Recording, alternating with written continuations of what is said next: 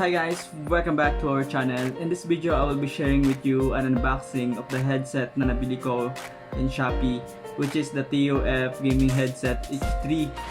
So, ayun, nakalagay pa siya sa karton and nakabalot pa siya since nakalagay din sa balot ito, no video, no refund or return.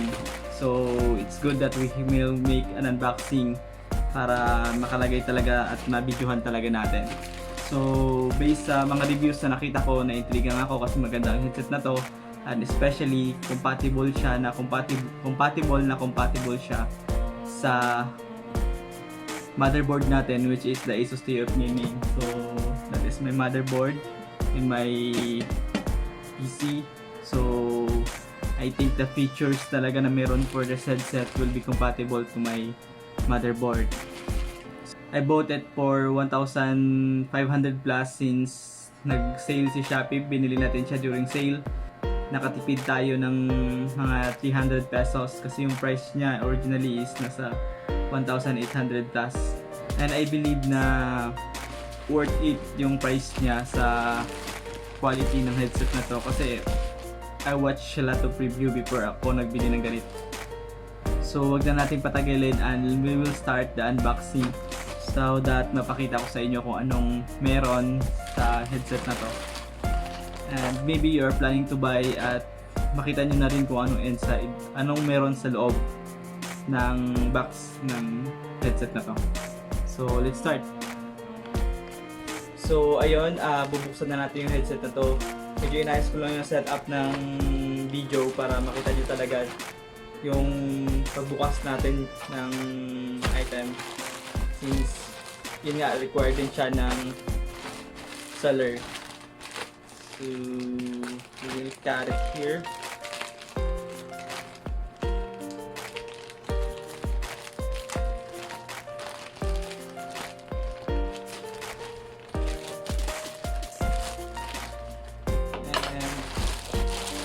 And zip.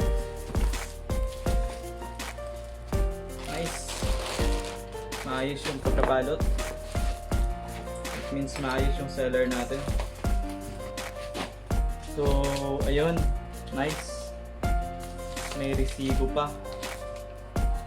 Ito yung gusto ko guys na seller. Nice one seller. No? Kasi naka-resibo pa talaga. So, kailangan natin siyang for warranty. Pwede pa natin siyang ma-claim and kung gusto rin din natin ibenta kasi mag-upgrade tayo, pwede na siyang pwede mo may pakita yung resibo.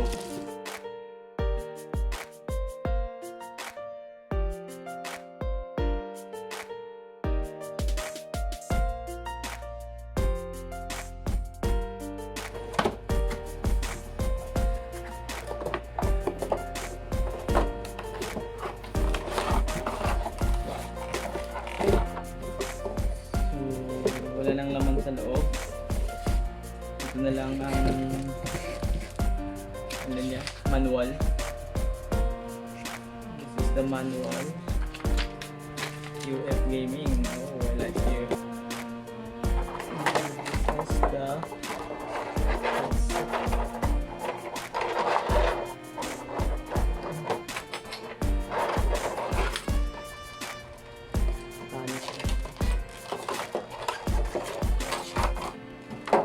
So this is it. This is the headset guys. So audio jack lang rin siya. There are may converter dito. So your motherboard, I think kung kailangan mo siyang gamitin for kailangan mong gamitin yung mic niya. Try natin.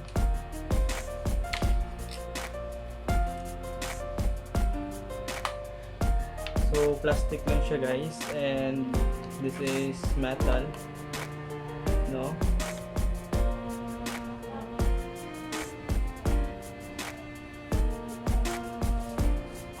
Nice.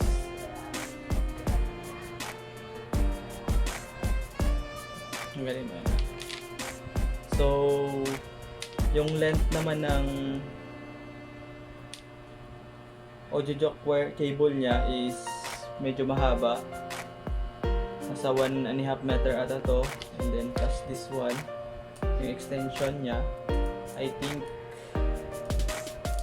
abot na siya ng nasa 1 meter din guys. 1.5 din, I think.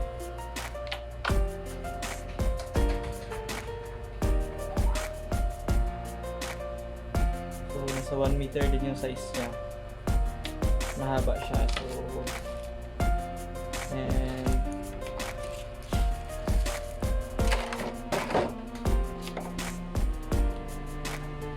itatry na natin kabit sa computer natin guys para masubukan natin yung quality. Ang di ko lang gusto sa kanya is yung design niya, parang lumalaki yung ulo mo. Ayan. Pero okay lang naman, di ba? So ikakabit na natin siya sa desktop natin PC at kakabit natin siya dito. Here's it. Line out, mic in and line out. We'll remove this one and this is for mic. And this is for the sound line out.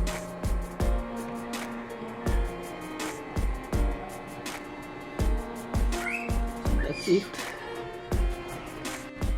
So let's hear the sound. We're playing Mirror 4. So tignan natin, but I will be trying the music. So ayun, nakabit na natin yung headset natin at titry kong mag-play ng music and mag-watch ng video sa YouTube and also sa game na nilaro natin, which is the Mirror 4, kung ano yung sounds niya. So ayun guys, based sa laro na sa sound niya sa laro, napakaganda niya guys, kasi yung tunog ng laro parang naririnig mo talaga kung nasa left siya, yung nasa left yung kabayo, maririnig mo siya sa left na parang ang lakas siya doon, mahina na siya sa kabila. And then, kung may skills naman, parang dumadaguntong talaga. So, i-try pa natin. So, itatry na naman natin ng YouTube kung ano yung dating ng sound sa atin at kumusta ba yung bass niya.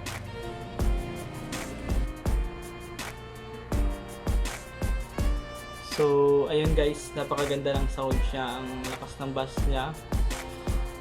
And ramdam na ramdam mo yung quality ng sounds, unlike sa mga mumurahing headsets which is I used to buy before kasi nagtitipid tayo.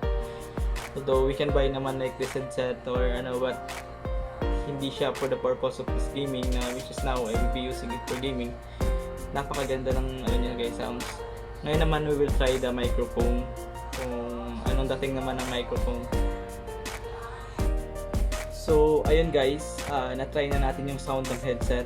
And for me guys, the microphone of the headset is sakto lang kasi yung sounds mo, yung salita mo medyo dumadagungdong minsan or parang may gas-gas yung hininga mo naririnig minsan. Pero ang kagandahan niya guys, yung noise cancelling niya ay grabe, yung sounds, nawawala talaga yung mga boses sa paligid. Kasi kung pakikinggan mo yung sounds ng video na to, maririnig yung ikot ng electric fan and even yung mga motor na dumadaan since malapit lang ako sa kalsada. Pero with this headset, kung ito yung microphone ang gagamitin mo, hindi maririnig yung paligid mo, which is yung salita mo lang talaga yung maririnig. So overall, for me guys, pagdating sa sounds niya, sa microphone niya, hindi man siya kasing ganda talaga ng microphone na ginagamit natin, pero pagdating sa input ng sound siya pag nagsasalita ka for streaming, if you need it for streaming, ay napaka okay niya. And for physical structure naman ng headset na to, so kung naririnig niyo yung mga ingay na yan guys, napaka ingay, di ba? Pero when you try it in the headset, when you're using the headset na nagsalita ka, hindi mo siya maririnig sa headset na to. Which is one of the good thing na gustuhan ko sa headset niya. Super noise cancelling talaga siya. And for physical structure, yun nga, hindi ko lang nagustuhan is yung hugis ng headset. Although maayos naman TUF Gaming, pero parang lumalaki yung ulo mo pag sinusuot mo siya, no? Parang tingnan mo, ayun na. Unlike sa ibang headset na parang fit na fit sa ulo mo, which is hindi nararamdaman, hindi siya parang bulky. Pero pagdating naman sa foam ng headset, okay siya, mukhang matibay naman. Or the brand, pag Asus naman talaga, okay siya pagdating sa computer. So that's all for today, and my conclusion of this video for this headset is sulit siya for the price, guys. The microphone for the noise cancelling is totoong may noise cancelling yung microphone niya. Talagang iingay ng paligid ko, which is I don't like, and I hate when recording video ay mawawala talaga siya when using that microphone sa headset, which is if mag-i-stream ka, this will be a big help for you.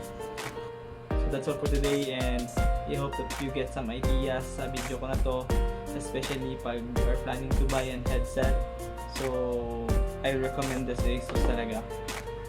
Although there are lots of headset naman na maganda, guys, but since ito yung unbox natin and na-try natin ngayon, I recommend it for you.